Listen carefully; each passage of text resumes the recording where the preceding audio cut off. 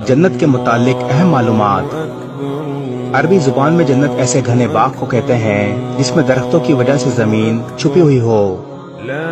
جنت 7ویں آسمان پر ہے۔ جنت کی چھت عرش الہی ہے۔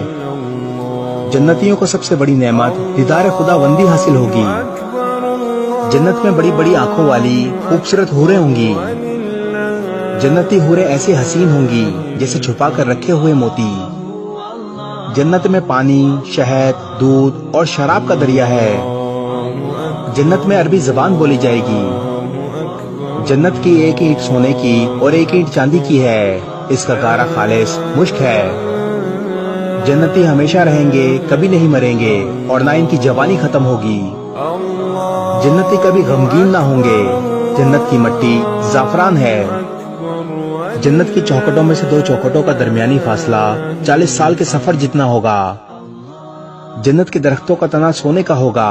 اس درخت کے سائے میں 1000 سال تک کوئی سوار چلتا رہے تب بھی اس کا سایہ ختم نہ ہوگا۔ جنتیوں کا قد و قامت حضرت آدم علیہ السلام جیسا، شکل و صورت حضرت یوسف علیہ السلام اور دل حضرت ایوب علیہ السلام کی مثل ہوگا۔